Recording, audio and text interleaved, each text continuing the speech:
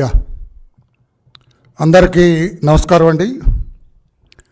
గులకరాయితో రాష్ట్ర ముఖ్యమంత్రిపై హత్యాయత్నం. ఈ కథ సీరియల్గా నడుస్తూనే ఉంది గత వారం రోజులుగా. 13వ తారీఖు రాత్రి జరిగింది. ఒక రాయి అర్ధరాత్రి చీకట్లో రావటం, ముఖ్యమంత్రి గారికి తగలటం, ముఖ్యమంత్రి గారిని గాయపరిచిన ఆ రాయి మరలా ముఖ్యమంత్రి గారే కాదు ప్రక్కనున్న ఆయన్ని కూడా గాయపరచాలని ప్రక్కనున్న ఎమ్మెల్యేను కూడా గాయపరిచి ఎటో ఎగిరిపోయింది. అది ఈ కథను మన విజయవాడ పోలీస్ కమిషనర్ గారి నేతృత్వంలో చాలా జాగ్రత్తగా తీసుకొచ్చి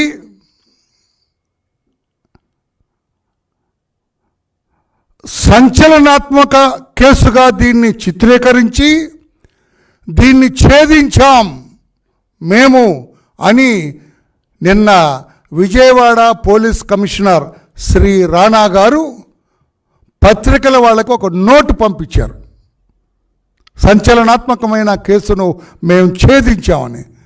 నేను అడుగుతున్నాను, శ్రీ కమిషనర్ గారు, సంచలనాత్మకమైన కేసును ఛేదించినప్పుడు మీరు ప్రెస్ మీట్ ఎందుకు పెట్టలేదు? చిన్న చిన్న టుమ్రీ కేసులకే మీరు ప్రెస్ మీట్ పెడతారు. జేబు దొంగను అరెస్ట్ చేస్తేనే ప్రెస్ మీట్ పెడతారు. చిల్లర దొంగను అరెస్ట్ చేస్తేనే ప్రెస్ మీట్ పెడతారు.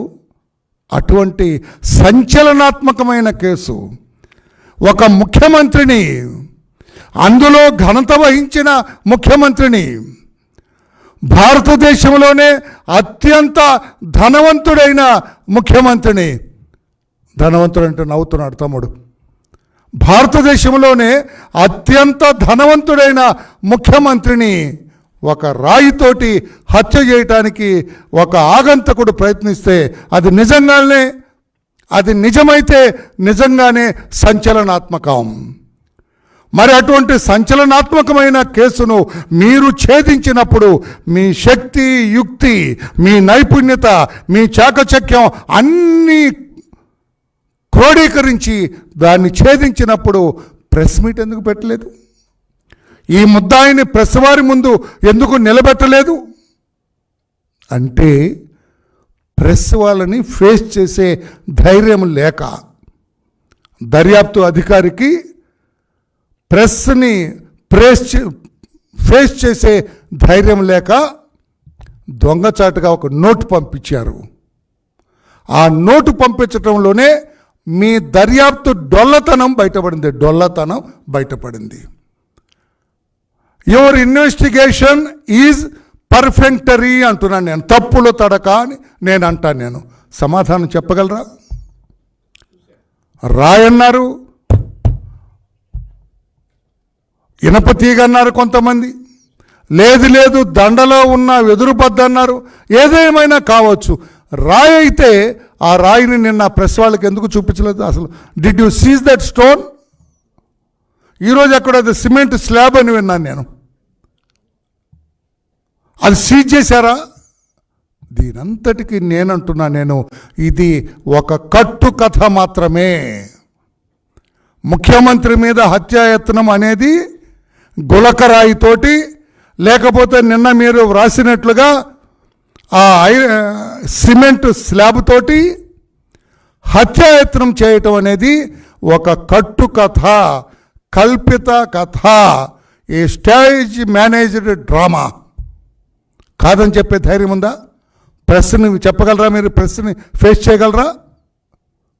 లేదు.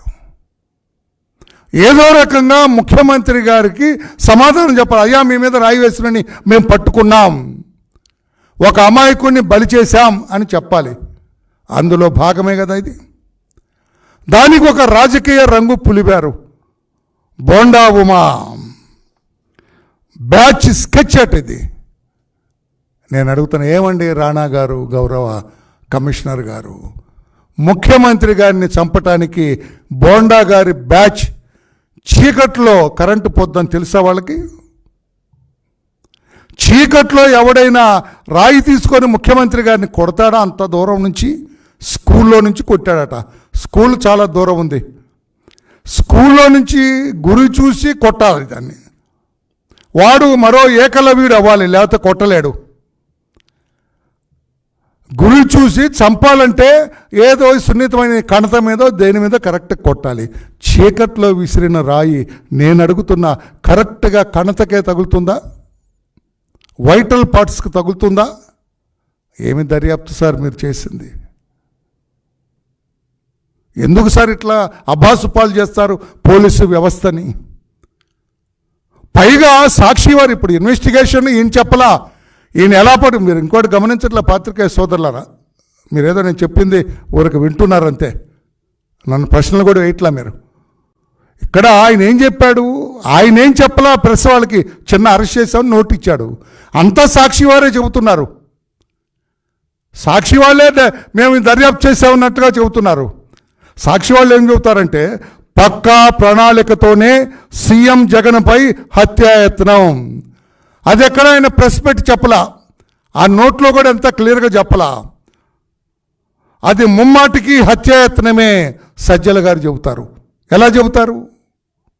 పోలీస్ కమిషనర్ మీ చెవులు ఏమైనా ఊదారా? లేకపోతే సాక్షి వాళ్ళు అక్కడే ఉన్నారా? కనుబొమ్మపై కాకుండా తలపై సున్నిత ప్రదేశంలో తగిలి ఉంటే ప్రాణాలు పోయాయి, ప్రాణాలకు ముప్పను. అంటే వీడు చంపాలని సున్నితమైన కణత మీద సున్నితమైన ప్రదేశంలో కొట్టాలనుకున్నాడు, చెమ్మ చీకట్లో ప్రయత్నం చేస్తాడు సార్. ఎందుకు సార్ ఇంత చిన్న లాజిక్ ఎందుకు మిస్ అవుతున్నారు సార్? బోండావమాని ఇబ్బంది పెట్టాలంటే ఇంకొక రకంగా ఇబ్బంది పెట్టండి, ఇంకొక తప్పుడు కేసు అతను సృష్టించండి.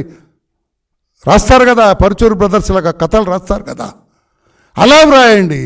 అందుకోసం వడ్డెర కులానికి చెందిన ఒక బీసీ కులానికి చెందిన ఆ బిడ్డని ఎందుకు సార్ అట్లా బలి చేశారు? ఆ కేసు హత్యాయత్నము కాదు సార్.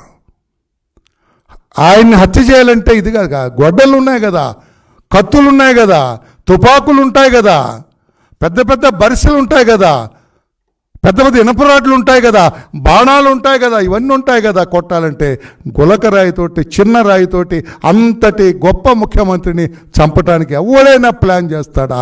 ఫన్నీ ఇన్వెస్టిగేషన్ కదా మీది. నేను అడుగుతున్నా, ఈ రోజున న్యాయమూర్తి గారు కూడా ఒకంత తొందరపడ్డారని నేను అంటున్నాను. నేను ఆ అమాయకుడికి 307 కింద రిమాండ్ చేయకుండా ఉండవలసింది అనేది నా అభిప్రాయం. ఈ కేసు 307 కాదు. మీరు ఎఫ్ఐఆర్ చదివినా, ఆ ఇన్సిడెంట్ చదివినా, పార్ట్ 1 CD వెరిఫై చేసిన జాగ్రత్తగా న్యాయమూర్తి గారు చూచున్నట్లయితే రిజెక్ట్ చేయాలా? No, this case don't come under attempt to murder 307 IPC. I'm rejecting the remand, 41 notice ఇచ్చి పంపించేయండి అని చెప్పాలి. అందుకనే దీని మీద అప్పీల్ చేయమని కూడా చెప్పాము ఆ ఫ్యామిలీ మెంబర్స్కి. అప్పీల్ చేస్తే ఊరికి నేను రిమాండ్ వెనక్కి వచ్చేస్తావురా, నువ్వు నెల్లూరు దాకా కూడా పోలేదని నేను పొద్దునే చెప్పాను. అప్పీల్ చేసుకోరా బిడ్డ అని చెప్పి ఆ పేదవాళ్ళు నా దగ్గరకు వచ్చారు. వాళ్ళంతా ఏం కేసు నిలబడేది కాదు, తుమ్మిరి దర్యాప్తు చేశారు, ఏదో ముఖ్యమంత్రి గారికి కళ్ళనీళ్ళు దొరకటానికి చేశారు తప్పితే ఈ కేసు మీ బిడ్డకి ఏం అవదమ్మా, మీ బిడ్డ అమాయకుడని పోలీసు వాళ్ళు రాసిన రాతల వాళ్ళే తెలిసిపోతుందని చెప్పి చెప్పడం జరిగింది. న్యాయమూర్తి గారు రిమాండ్కి ఇచ్చిన దాని మీద మేము అప్పీల్ చేయమని కోరటం జరిగింది. వాళ్ళు కూడా అప్పీల్ చేస్తాం సార్, ఏదో బిందె అంతా ఏదో తాకట్టు పెట్టుకునైనా మేము అప్పీల్ చేస్తామని సార్ వెళ్ళటం జరిగింది. నేను అడుగుతున్నా, ఈ రోజున మీరు అంత సీనియర్ పోలీస్ ఆఫీసర్గా ఐజీ ర్యాంకులో ఉండి ఎందుకు ఇంత చేస్తున్నారని చెప్పి నేను అడుగుతున్నా. పైగా అంటారండి ఆ సాక్షి వారు, ఈ కుట్ర బయటకు రావాలి. ఏం కుట్ర? బొంద కుట్ర. ఏం తమాషా చేస్తున్నారు? ఇంకేం పనులు, బోళ్ళ పనులు, ఎలక్షన్ పనులు, బోళ్ళ పనులు ఉన్నాయి. రోడ్ల మీద తిరిగి ధర్నాలు చేస్తున్నారు, రోడ్ల మీద డబ్బులు ఇస్తున్నారు, రోడ్ల మీద వాళ్ళంతా కూడా తాయిలాలు పంచుతున్నారు. అయి పట్టుకోండి సార్. ఇదెందుకు ఈ పనికిరాని కేసు? అయిపోయింది ఈ కేసు. రాష్ట్ర ప్రజల దృష్టిలో ఈ కేసు అయిపోయింది.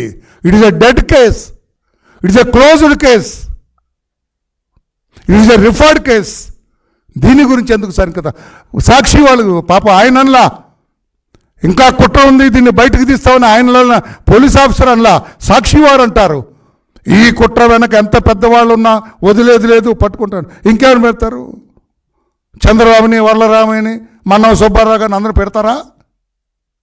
మీ దుంపలు దగ్గర ఎందుకు ఇట్లా చేస్తున్నారు? ఎందుకు ఇంత దిగజారుడు విధానాన్ని అవలంబిస్తున్నారని చెప్పి నేను అడుగుతున్నా. పోలీసు వ్యవస్థ గౌరవాన్ని మసకబారే చర్యలు ఎందుకు చేస్తున్నా? ఒకప్పుడు ఆంధ్రప్రదేశ్ పోలీస్ అంటే భారతదేశంలో నంబర్ 1 సార్. మనకి డ్యూటీ మీట్ జరిగిన, పోటీలు జరిగిన అన్ని రివార్డ్స్ మనకే వచ్చేది. ఇప్పుడు ఎందుకు సార్ పోలీసు వ్యవస్థ మసకబారేటట్లుగా చేస్తున్నారో ఒక్కసారి ఆలోచన చేయండి అని చెప్పి కూడా నేను తెలియజేస్తున్నాను. రాయి ఎవడైనా కొట్టడండి.